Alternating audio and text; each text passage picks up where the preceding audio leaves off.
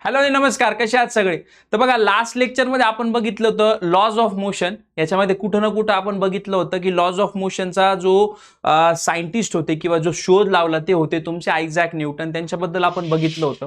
नंतरून आपण बघितलं होतं की त्यांनी ग्रॅव्हिटेशनचे पण लॉज दिले होते, बरोबर, किंवा ग्रॅव्हिटेशन बद्दलही त्यांनी थोडंसं काम केलेलं होतं. म्हणून आजचा टॉपिक निवडण्याचा मोटिव्ह होता. नमस्कार, माझं नाव प्रितेश आणि मी आहे तुमचा physics mentor from E Sarathi online platform. तर चला बघा, ग्रॅव्हिटेशन. तर ग्रॅव्हिटेशन म्हणजे काय असतं रे? ग्रॅव्हिटेशन म्हणजे काय असतं आपण थोडंसं प्रॅक्टिकल एक्झाम्पल मधून समजून घेऊ. पण त्याआधी आपण आजच्या सेशनचा फ्लो समजून घेऊ. बघा, आपण या सेशनमध्ये काय काय बघणार आहोत, like what we are going to look.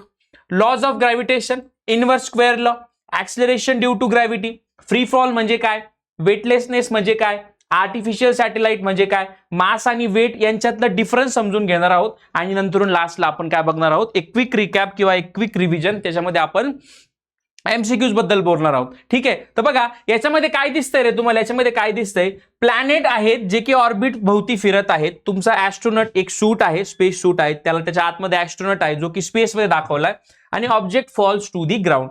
बघा, ह्या सगळ्या केसेस कशा आहेत बघा, सम हाऊ कुठे ना कुठे ग्रॅव्हिटेशनशी निगडित आहे. Planets orbit. बर, मला सांगा, जर ग्रॅव्हिटी नसती किंवा जो ग्रॅव्हिटेशनल ज्याला आपण फोर्स म्हणतो तो जर नसता, किंवा असा एक फोर्स की या गोष्टींना त्यांनी बांधून ठेवलंय, ती जर नसती, या सगळ्या गोष्टी काय झाल्या असत्या? फ्री फ्लोट झाल्या असत्या किंवा पडल्या असत्या, बरोबर. बरं, आता पडल्या असत्या म्हणता सर, तर तिथं पडण्यासाठी पण काहीतरी फोर्स लागतोय. ठीक आहे. तर मग प्लॅनेट अराउंड दी ऑर्बिट, मग अज्युम करा हा एक सेंटरला एक प्लॅनेट आहे, तो बाकीच्या प्लॅनेटला आपल्या अवतीभोवती घेऊन फिरतोय, म्हणजे काय, तिथे काहीतरी फोर्स आहे, बरोबर. हा ॲस्ट्रोनॉट आहे, जे तुम्ही बघता स्पेस स्टेशन मध्ये ॲस्ट्रोनॉट असतात, खूप सारे लोकांनी, ऑलमोस्ट 99.99% लोकांनी बघितले असतील, जे आपले स्पेस स्टेशन असतात तिथे काय असतात, ते जेव्हा तुमच्या त्या स्पेस शटलमध्ये काहीतरी खराबी येते त्यावेळेस काय करतात, ते स्पेस सूट घालून बाहेर येतात. कशासाठी? दुरुस्तीसाठी.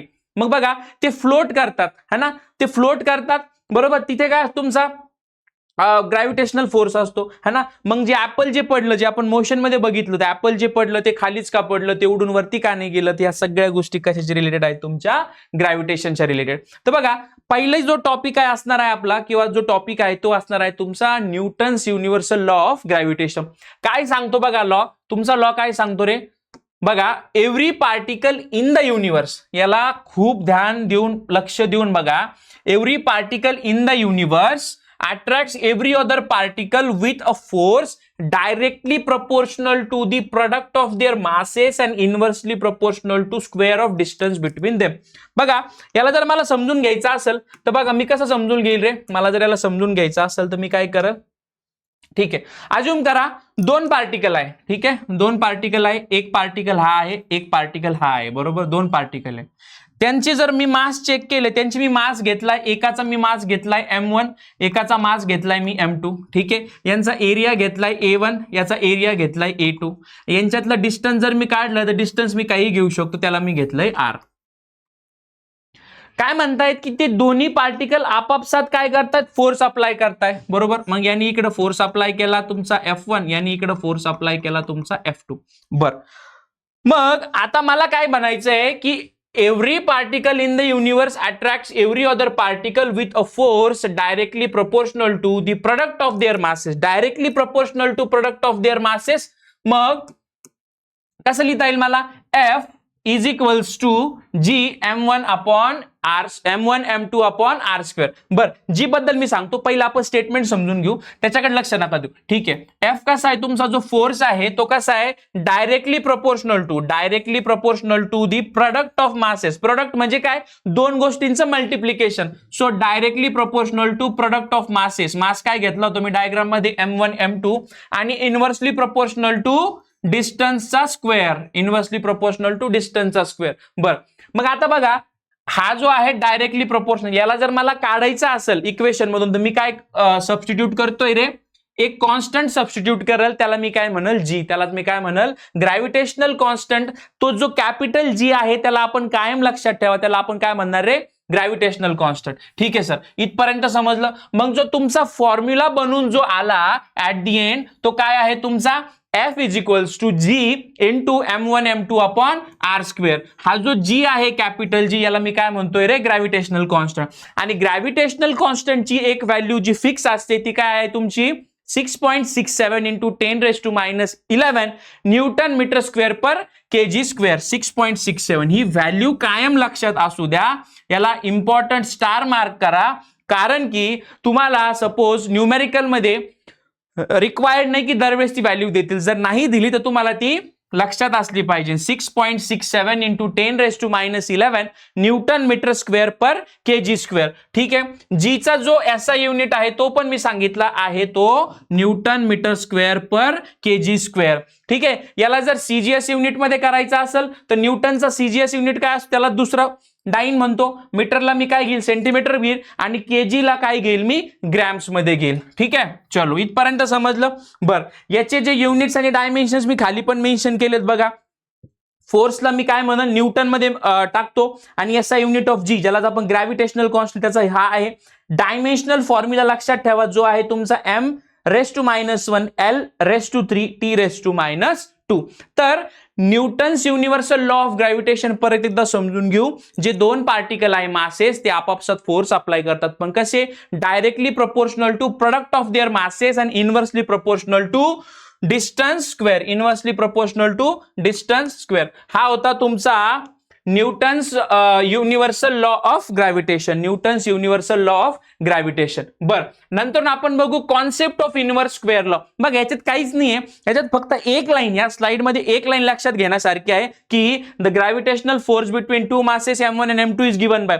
इनव्हर्स म्हणजे काय, मी खूप साऱ्या लेक्चर मध्ये हे सांगितलं. एक असतं तुमचं प्रोपोर्शनल, एक असतं तुमचं इनव्हर्सली प्रोपोर्शनल. बर, प्रोपोर्शनल म्हणजे काय, एखादी क्वांटिटी जर वाढली दुसरी क्वांटिटी तिच्या पटीत तेवढीच वाढणार आहे. इनव्हर्सली प्रोपोर्शनल म्हणजे काय बघा, याच्यामध्ये इनव्हर्सली प्रोपोर्शनल म्हणजे काय सांगितलं. इनव्हर्सली प्रोपोर्शनल म्हणजे काय तर सांगितलंय f is directly proportional to 1/r². ही झाली इनव्हर्सली प्रोपोर्शनल. म्हणजे एक क्वांटिटी ज्यावेळेस वाढणार आहे त्यावेळेस तुमची दुसरी जी क्वांटिटी ती कमी होते, आणि कमी किती पटीने, 2 पटीने, कारण की इथे काय आहे तुमचा स्क्वेअर आहे. ठीक आहे. मग काय सांगतोय, force depends on 1/r². That's why it is called inverse square law. म्हणून याला आपण काय म्हणतो रे, इनव्हर्स स्क्वेअर लॉ. बाकी याच्यामध्ये असं विशेष काही नव्हतं, पण हे माहिती असणं फार गरजेचं आहे, कारण की आपण कन्फ्युज होतो प्रोपोर्शनली आणि इनव्हर्सली प्रोपोर्शनल मध्ये. ह्या दोन केसेसमध्ये आपण कन्फ्युज होतो जनरली, म्हणून ती इथं मी इन्क्लूड केली. चला आपण काय करू, पटपट याच्यावरती काही न्यूमेरिकल सॉल्व्ह करून बघू. बघा, 2 objects have masses of 30 kg and 50 kg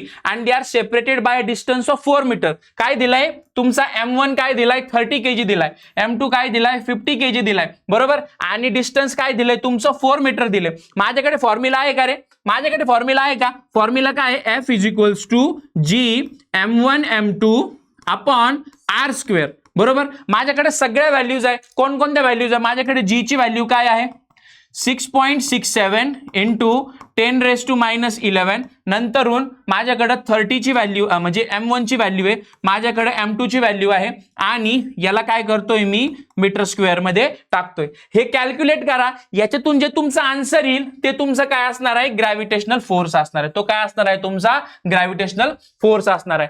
फक्त काय क्वेश्चन मध्ये गिवन काय दिलंय हे जर लक्षात आलं आणि फॉर्म्युला कोणता डोक्यात ठेवायचं हे जर माहिती असेल ना, तो कुठलाच न्यूमेरिकल तुम्हाला फिजिक्स मध्ये तरी अवघड जाणार नाही. नेक्स्ट काय, if the distance between 2 object is double. बघा, distance between 2 object is double. मग मला फॉर्म्युला माहिती आहे काय आहे, f is inversely proportional to distance square. मग ते काय म्हणताय, डिस्टन्स बिटवीन 2 ऑब्जेक्ट इज काय केलंय रे, डबल केलाय. म्हणजे जर माझा पहिला डिस्टन्स काय होता, r होता, आता मी काय केलंय, डबल केलाय. मग जो माझ्याकडे फॉर्म्युला याच्यामध्ये काय आहे, स्क्वेअर आहे, बरोबर. मग माझा डिस्टन्स काय होणार आहे जर मी डबल केला तर 2 टाइम्स r चा स्क्वेअर काय होईल रे, 1/4 होऊन जाईल, बरोबर. मग how does the gravitational force, तो काय होतो 1/4 होतो. ठीक आहे. म्हणून सांगितलं मी की क्वेश्चन मध्ये काय करायचं, चालूच मार्क करून घ्यायचं की ह्या क्वेश्चन मध्ये काय विचारलंय, जेणेकरून ज्यावेळेस तुम्हाला क्वेश्चन सोडवायचा, numerical specifically talking about numerical, ज्यावेळेस तुम्हाला न्यूमेरिकल सोडवायचा त्यावेळेस तुम्हाला सोपं जातं. ठीक आहे.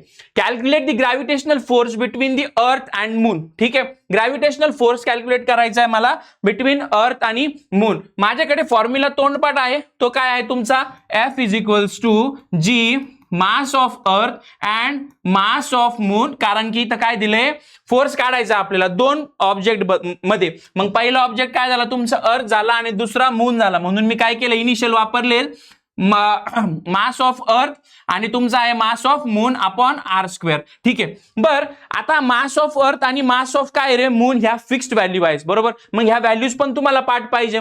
मास ऑफ अर्थ काय तुमची 5.98 इंटू 10⁻24 kg बरोबर. मास ऑफ मून काय 7.35 इंटू 10⁻22 kg. नंतरून डिस्टन्स काय आहे 3.84 इंटू 10⁻8 मीटर. डिस्टन्स जे आहे ते पण स्टँडर्ड आहे, ते काय आहे तुमचं 3.84 इंटू 10⁻8 आणि तुमची जी ची व्हॅल्यू पण काय आहे रे स्टँडर्ड आहे, जी आहे 6.67. मग काहीच नाही, दिलेला जो फॉर्म्युला आहे F is equals to capital G mass of earth into mass of moon upon R square. त्याच्यात फॉर्म्युला टाकायची, त्याचं कॅल्क्युलेशन करायचं आणि जी येणारी जी व्हॅल्यू आहे ती असणार आहे तुमची 1.98 बरोबर. हे कळलं का? इथपर्यंत कळलं असावं. हा जो न्यूमेरिकल आहे ह्याच्यात काही गोष्टी ज्या आहेत त्या फिक्स आहेत. मग आता फिक्स ज्या गोष्टी ज्या मी म्हणतोय त्या तुमच्या बोटांवरती तोंडपाठ असल्या पाहिजे. जसं मास ऑफ अर्थ झालं, परत मास ऑफ मून झालं, रेडियस ऑफ अर्थ झालं. ठीक आहे. नंतरून तुमची झाली ग्रॅव्हिटेशनल कॉन्स्टंटची जी व्हॅल्यू आहे, ह्या सगळ्या गोष्टी कशा असल्या पाहिजे तुमच्या एकदम तोंडपाठ असल्या पाहिजे. ठीक आहे, एकदम बाय हार्ट झालेल्या असल्या पाहिजे. आता नेक्स्ट जो आहे टॉपिक तो आहे तुमचा आपल्याला का हा जो ग्रॅव्हिटेशनल फोर्स आहे किंवा ही जी ग्रॅव्हिटी आहे ही का इम्पॉर्टंट आहे सर. सपोज अज्युम करा जर ग्रॅव्हिटीच नसती अर्थवरती तर काय झालं असतं. म्हणून आपल्याला काय बघायचं आजच्या लेक्चरमध्ये की याचा काय इम्पॉर्टन्स आहे. बघा आपण म्हणतो ना यार त्या व्यक्तीचा माझ्या जीवनामध्ये खूप जास्त इम्पॅक्ट आहे किंवा खूप जास्त त्याचा काय माझ्या ह्याच्यात इम्पॉर्टन्स आहे. मग असा काय इम्पॉर्टन्स आहे बाबा की जेणेकरून तुमच्या लाईफवरती त्याचा इम्पॅक्ट पडत आहे. ठीक आहे, जेणेकरून तुमच्या लाईफवर त्याचा इम्पॅक्ट पडत आहे. एक मिनिट फक्त. ठीक आहे, चलो. Importance of gravitational force. बर, इमेज मध्ये बघा, इमेज मध्ये काय रे अर्थच्या अवतीभोवती काय काही सॅटेलाइट्स आहे, काही प्लॅनेट्स आहे. या इमेज मध्ये बघायच्या अवतीभोवती थोडीशी हवा दाखवली म्हणजेच ऍटमॉस्फिअर आहे. याच्यावरती काय मी जमिनीवरती उभा आहे, ग्रॅव्हिटी नसती तुम्ही हवेत उडालो असतो किंवा हे जे ऍपल पडले हे जमिनीवर पडले. पाण्याचे जे धबधबे आहेत किंवा स्नोफॉल आहे किंवा रेन आहे पाऊस ज्याला म्हणतो ती खालीच का पडते. जर ग्रॅव्हिटी नसती तर पाणी उलटं उडाला असतं, पाऊस पण उलटा उडाला असता, बर्फ पण उलटा उडाला असता. ही जी गॅलेक्सी जी निर्माण होते बरोबर, मग गॅलेक्सी निर्माण होण्यासाठी पण काय आहे याची गरज असते. फक्त आपण काय करू पटपट पटपट एकदा याच्यावरती नजर मारू. Keeps planet and satellite in their orbit. काय करता येते जे प्लॅनेट्स आहे किंवा जे सॅटेलाइट आहे ते त्याच ऑर्बिटमध्ये ठेवतं बरोबर, बांधून ठेवतं त्याला. जर नसतं तर ते ऑर्बिट आणि ते सॅटेलाइट सगळे हवेत त्यांचा कार्यक्रम झाला असता. Gives weight to all object on earth. आता बघा मी जमिनीवरती उभा आहे किंवा तुम्ही पण ट्राय करून बघा. ज्यावेळेस तुम्ही जमिनीवरती उभे असतात तेव्हा तुम्हाला असं वाटतं की खालून तुम्हाला पृथ्वी काय अर्थ काय रे एक फोर्स अप्लाय करते. पण तो फोर्स आहेच, पण ते काय तुमचं स्वतःचं वेट आहे, वजन आहे बरोबर. ठीक आहे. Holds the atmosphere around the earth, हे समजलं. Causes free fall tides and projectile motion, responsible for formation of stars, planets and galaxies. In short, gravity is the universal force that binds the universe together. मी जे सांगतो ना की हे सगळ्या गोष्टींना काय बांधून ठेवतो, तो काय एक प्रकारचा युनिव्हर्सल फोर्स झाला. तो काय झाला एक प्रकारचा युनिव्हर्सल फोर्स झाला बरोबर. ठीक आहे, चलो मुव्हिंग फॉरवर्ड नेक्स्ट स्लाइड वरती मूव्ह ऑन करू. Concept of acceleration due to gravity. Assume करा झाडावरून एखादं फळ खाली पडलं. ते पहिले काय होतं एका जागेवरती होतं या पोझिशनला, इथून काय झालं ते खाली पडलं. जसं ते खाली पडलं आपले ज्या अर्थचा जो ग्रॅव्हिटेशनल फोर्स आहे त्यांनी काय केलं त्याला स्पीड अप केलं. मग जो स्पीड तुमचा जो वाढला त्याला आपण काय म्हणतो रे acceleration due to gravity. When an object falls towards the earth, it speeds up because of earth's gravitational pull. This increases its velocity. जे सांगितलं ना की ज्या त्या पुलमुळे किंवा त्या फोर्समुळे काय होतं याची व्हेलॉसिटी वाढते आहे. This increase in velocity per second is called as acceleration due to gravity. यालाच काय म्हणतो रे मी acceleration due to gravity. कशामुळे ह्याची व्हेलॉसिटी वाढते तुमची पर सेकंड, त्याला मी काय म्हणतोय acceleration due to gravity. त्यालाच मी कशाने डिनोट करतो स्मॉल जी ने. आणि त्याची जी व्हॅल्यू आहे पिलांनो ती आहे तुमची 9.8 मीटर पर सेकंड स्क्वेअर है ना. समटाइम्स न्यूमेरिकल मध्ये आपण हिला काय करतो कॅल्क्युलेशन सोपं व्हावं म्हणून मी काय करतो डायरेक्ट 10 घेतो. युनिट्स आणि मेजरमेंट मध्ये एक टॉपिक आहे तुमचा साइन कन्व्हेन्शन मध्ये एरर. सपोज जर एखादी व्हॅल्यू जर तुमची सपोज ही जर व्हॅल्यू आहे ठीक आहे 2.7 आहे ठीक आहे. मग आता हा जो 0.7 आहे हा 0.7 आहे हा कसा आहे 5च्या पुढे गेलेला आहे. म्हणजे जी व्हॅल्यू 0.5 पेक्षा जास्त असेल तिला मी काय करल राऊंड ऑफ करल ठीक आहे. मग जर ही जर पॉईंट आता 0.5च्या पुढे काय तुमची 0.7 आहे, 2.7 बरोबर. हा 0.5च्या पुढे मग 0.6 आला, 0.7 आला, मग मी हिला काय करतोय राऊंड ऑफ, मी हिला 3 करतोय बरोबर. बर आता ही काय माझ्याकडं 9.8 आहे, मग ही कशी आहे 0.5 नंतरून 0.6 आला, 0.7 आला, 0.8 आला, मग मी काय करतोय याला राऊंड ऑफ करतोय कसं 10 मध्ये. मी काय करतोय याला राऊंड ऑफ करतोय 10 मीटर पर सेकंड स्क्वेअर, आणि ही व्हॅल्यू तुम्ही घेऊ शकता न्यूमरिकल सोडवताना. याचा फॉर्म्युला आहे G is equals to capital G M अपॉन R स्क्वेअर. मग सर हा जो फॉर्म्युला आहे हा कसा आला, ठीक आहे, हा जो फॉर्म्युला आहे हा कसा आला. आता मला हे माहिती आहे की माझ्याकडे एक फॉर्म्युला आहे F is equals to capital G capital M अपॉन R स्क्वेअर, ठीक आहे. बर आणि माझ्याकडे अजून एक फॉर्म्युला आहे, मला हा माहिती आहे F is equals to mass into acceleration, Newton second law of motion. बर आता ती जी मोशन होती ती कुठं होती रे, एक स्ट्रेट लाईन मध्ये होती बरोबर, युनिफॉर्म मोशन होती, नॉन युनिफॉर्म मोशन होती.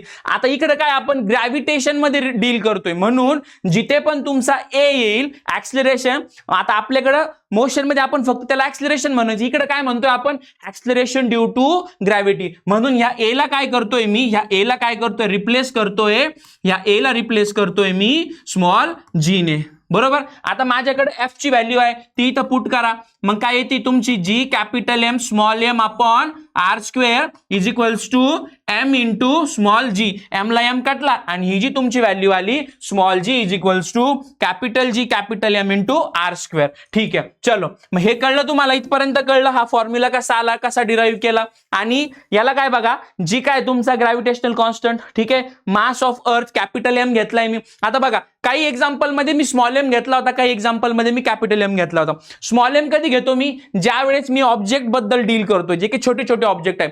पण सपोज मी मास ऑफ अर्थ घेतलं किंवा मास ऑफ मून घेतलं, त्यावेळेस मी काय करतोय रे कॅपिटल एम घेतोय. किंवा दोन ऑब्जेक्ट मध्ये जर मला डिफरन्शिएट करायचं, कधी कधी होतं ना की सेम नोटेशन जर केलं मी तर मी कन्फ्युज होऊन जाईल, म्हणून मी काय केलं कॅपिटल एम घेतला आणि नंतरून काय केलं त्याला आर स्क्वेअर नी डिवाइड केलं. तुमचा मास ऑफ अर्थ झाला आणि हा झाला तुमचा रेडियस ऑफ अर्थ. मागच्या एका स्लाइड मध्ये मी तुम्हाला radius of earth, mass of moon या सगळ्या ज्या व्हॅल्यू त्या दिल्या होत्या त्या पाठ ठेवा. जी ची व्हॅल्यू पाठ ठेवा, स्मॉल जी ची व्हॅल्यू पाठ ठेवा, या सगळ्या ज्या व्हॅल्यू मी पाठ ठेवा काय म्हणतोय, कारण की न्यूमेरिकल सोडवायला ग्रॅव्हिटेशन मध्ये थ्योरी सगळे पाठ करतील, पण न्यूमेरिकल ज्यावेळेस सोडवतो त्यावेळेस कन्फ्युजन फार होतं, कारण की सर आम्हाला व्हॅल्यूजच पाठ नसतात. म्हणून असं वाटतं की ग्रॅव्हिटेशन हा टॉपिक थोडासा हेवी आहे. बघा व्हेरिएशन ऑफ ग्रॅव्हिटी, ठीक आहे, ज्याला मी स्मॉल जी म्हणतो. बर जर मी अर्थ पासून वरती गेलो, हाईट वरती गेलो, तर ग्रॅव्हिटी काय होईल सर, ग्रॅव्हिटी काय होईल, ती काय होईल रे, ऍज एच इन्क्रीजेस तुमची ग्रॅव्हिटी काय होईल, डिक्रीज होईल बरोबर. ऍज एच इन्क्रीजेस तुमची ग्रॅव्हिटी काय होईल, डिक्रीज होईल. मग डेप्थ बिल, आता ह्या गोष्टी ना पाठ करायच्या, ह्या गोष्टी लक्षात ठेवायच्या बरोबर.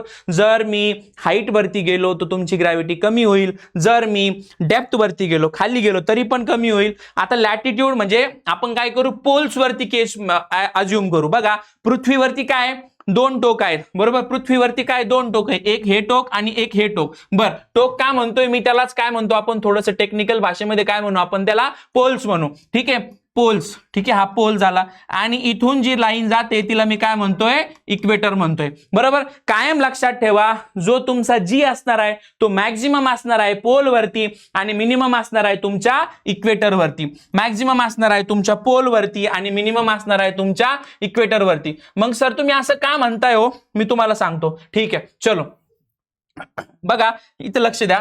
जसं मी सांगितलं की तुमची जी अर्थ आहे ती प्रॉपर सर्क्युलर नसून इलेप्टिकल आहे. मग मी काय केलंय, थोडं काय केलंय, त्या तुमच्या अर्थची एक डायग्राम ड्रॉ करतो मी, ठीक आहे, इलेप्टिकल शेप देतो मी. थोडंसं ड्रॉइंग मध्ये कॉम्प्रोमाइज करून घ्या. ठीक आहे चलो, हा झाला तुमचा पोल है ना, हा झाला तुमचा पोल आणि ही झाली तुमची इक्वेटर, आणि हा झाला तुमचा मेजर ऍक्सिस, हा झाला तुमचा मायनर ऍक्सिस. कारण की दिसतंय ना, हा डिस्टन्स कमी, हा डिस्टन्स जास्त आहे. बर माझ्याकडे एक रिलेशन आहे सर, रिलेशन काय आहे, g is directly proportional to 1 upon R square. Relation काय आहे माझ्याकडे, g is directly proportional to 1 upon R square. मग मी काय सांगितलं रे, मी काय सांगितलंय तुम्हाला की ज्या वेळेस तुम्ही इथून पोलवरती म्हणजे तुमचं हे जे डिस्टन्स आहे, हे डिस्टन्स ज्यावेळेस तुमचं कमी होणार आहे त्यावेळेस तुमचा जो जी आहे तो मॅक्झिमम होणार आहे. कारण की का, जो इथला जो पोर्शन आहे हा कमी आहे म्हणून तुमचा जी ऍट मॅक्झिमम पोल कसा असणार आहे, मॅक्झिमम असणार आहे. कसा असणार आहे, मॅक्झिमम असणार आहे. आणि इक्वेटर वरती काय आहे, इक्वेटर वरती जे डिस्टन्स आहे ते तुमचं जास्त आहे म्हणून तुमचं हे कमी असणार आहे. ठीक आहे, म्हणून काय तुमचं कमी असणार आहे. बर, पुढे काय सांगितलंय मी, earth is slightly flatten at pole and birth at equator, g is maximum at poles आणि मिनिमम ऍट इक्वेटर. तेच मी परत परत एक्सप्लेन केलंय. बरोबर, हाईट वरती गेलो जी कमी झाला, डेप्थ वरती गेलो जी कमी झाला, पोल वरती गेलो मॅक्झिमम झाला, इक्वेटर वरती गेलो मिनिमम झाला. G is inversely proportional to 1/r². ह्या छोट्या छोट्या गोष्टी या लक्षात ठेवा. जोपर्यंत ह्या तुमच्या डोक्यात बसणार नाही तोपर्यंत तुम्हाला कन्फ्युजन हे कायमस्वरूपी राहीलच. ठीक आहे, फ्री फॉल. आता फ्री फॉल म्हणजे काय, एखादी गोष्ट मी वरून खाली सोडली. ठीक आहे, सपोज हा पेन आहे, हा पेन मी खाली नाही सोडत, हा मागाचा आहे, माझ्याकडून भरून घेतील. हा जर पेन आहे, हा जर मी खाली सोडला, असं अज्युम करा, हा पेन मी खाली सोडला. बरं, खाली जर सोडला तर काय रे, हवा आहे आजूबाजूला, मग पेन काय असा मोकळा पडणार आहे का, नाही. काय हवेचं आणि पेनचं काय होणार आहे, फ्रिक्शन होणार आहे, प्लस तुमची ग्रॅव्हिटी पण असणार आहे. बरं, इथं दोन फोर्स आहे, एक तर तुमचा एअर फ्रिक्शन असणार आहे जिथं रेजिस्टन्स करेल एअर, आणि दुसरा असणार आहे तुमचा ग्रॅव्हिटेशनल फोर्स. फ्री फॉल काय सांगतो, free fall is the motion of the body when under the influence of gravity only. तिथं फक्त ग्रॅव्हिटेशनल फोर्सच असला पाहिजे, तिथं दुसरा कोणताही तुमचा फोर्स नसला पाहिजे, without any air resistance or other forces. याला काय म्हणतो आपण, फ्री फॉल. फ्री फॉल म्हणजे काय, ज्या वेळेस एखादी गोष्ट खाली पडते त्यावेळेस तिथं मात्र तुमचा फक्त ग्रॅव्हिटेशनल फोर्स असला पाहिजे, बाकी कुठलाही फोर्स तिथं झिरो असला पाहिजे. All object in free fall near earth accelerates at g is equals to 9.8 metre per second square. ही व्हॅल्यू माहिती आहे आपल्याला. Acceleration is constant and directed toward the centre of the earth. जो direction आहे acceleration तो कुठं असणार आहे, तुमच्या सेंटर ऑफ अर्थ कडं. ठीक आहे, हे झालं तुमचं free fall. Sir free fall म्हणजे काय, जर मी विचारलं तुम्हाला, तुम्ही काय सांगाल की सर फ्री फॉल म्हणजे तुम्ही सांगितलंय की ज्यावेळेस एखादी गोष्ट खाली पडते त्यावेळेस तिथं फक्त तुमचा ग्रॅव्हिटेशनल फोर्स ऍक्ट करेल त्याला खाली ओढायला, बाकी कुठलेही फोर्स तिथं नसले पाहिजे. ठीक आहे, आता ग्रॅव्हिटेशन आणि ग्रॅव्हिटी मध्ये काय फरक आहे सर, ग्रॅव्हिटेशन आणि ग्रॅव्हिटी मध्ये काय फरक आहे. खूपदा आपण म्हणतो की ग्रॅव्हिटी आणि ग्रॅव्हिटेशन सेम आहे. ठीक आहे, किंवा ग्रॅव्हिटी आणि ग्रॅव्हिटेशन सेम नाही, थोडासा फरक आहे, किंवा पार्शियली करेक्ट आहे, किंवा अर्धच करेक्ट आहे. मग आज आपण समजून घेऊ. बघा, ग्रॅव्हिटेशन आणि ग्रॅव्हिटी मध्ये काय फरक आहे. ग्रॅव्हिटेशन काय म्हणतो रे, gravitation is the universal force. Sir हे मला माहिती आहे, पुढे सांगा. आणि ते काय करतंय, acts between all matter that is big and small. तो काय करतोय, प्रत्येक गोष्टीमध्ये ऍक्ट करतोय, जी की छोटी असू मोठी असू, है ना. ह्या दोन गोष्टी मी इथं ठेवल्यात, ह्या दोन गोष्टींमध्ये ग्रॅव्हिटेशनल फोर्स ऍक्ट करतोय. बरोबर, मी उभा आहे, माझ्या खाली पृथ्वी आहे, किंवा मी उभा आहे, माझ्यासमोर इथं चेअर आहे, माझ्यासमोर कॅमेरा आहे, है ना, माझ्यासमोर लॅपटॉप आहे, माझ्यासमोर सगळ्या गोष्टी, या सगळ्या गोष्टींमध्ये काय रे, ग्रॅव्हिटेशनल फोर्स आहे. बरं, आता उलट ग्रॅव्हिटी काय, इसेन्शियली एक टर्म आहे जी की सिमिलर आहे ग्रॅव्हिटेशन सोबत, पण ती आपण कुठे रिलेट करतो, जनरली आपण यूज करतो ऑब्जेक्ट मध्ये. मग आपण कसं म्हणतो, gravity of earth, gravity of moon आणि gravity of Mars, gravity of sun. आपण असं म्हणत नाही gravitation of earth, gravitation of sun. आपण काय म्हणतो, gravity of moon, gravity of earth, et cetera etcetera.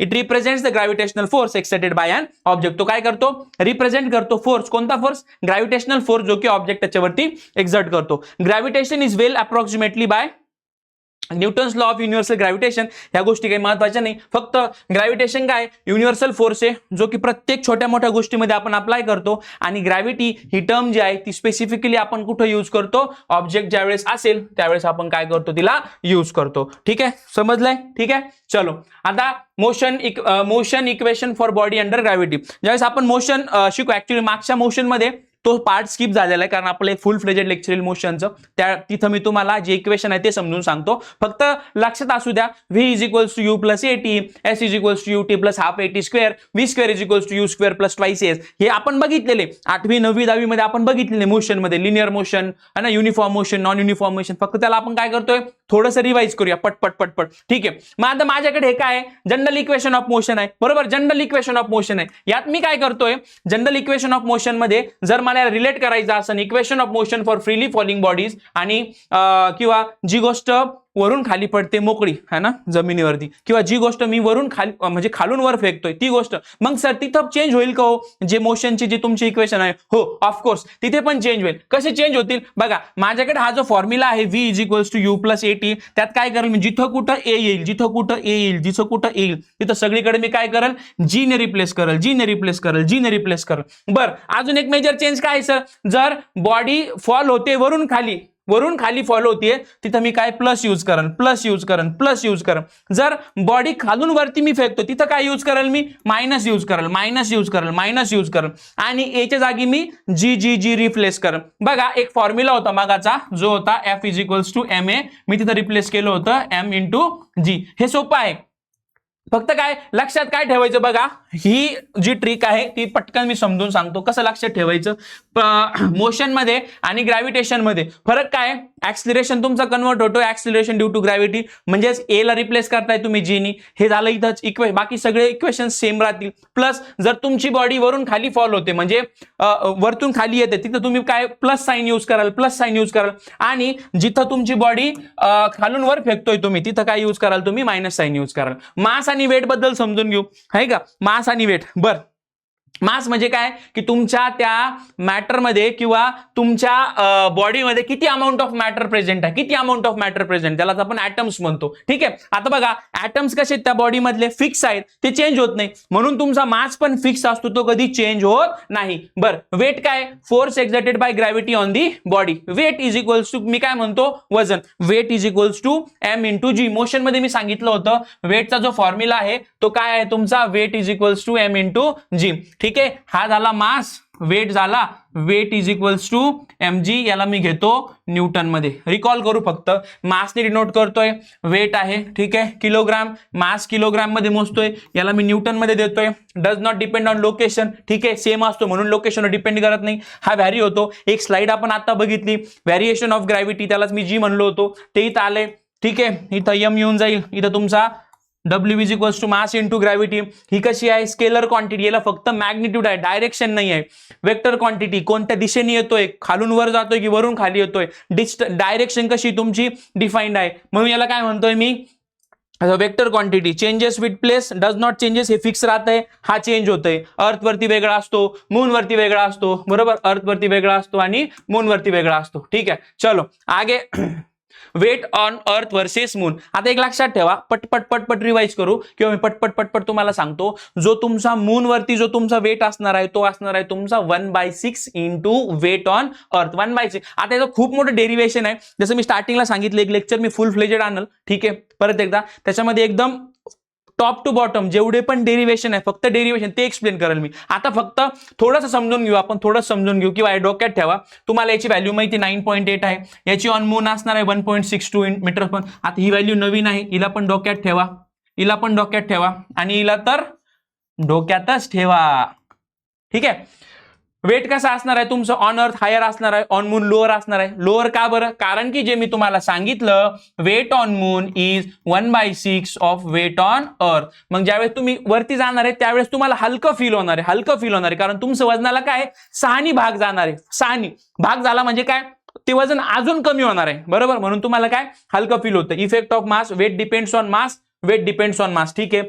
60 kg, जर तुम्ही 60 kg जर अर्थ वरती 60 kg आणि जर तुम्ही जर वरती गेले ते 5 आय गेस इथं व्हॅल्यू चुकली ही. ठीक आहे.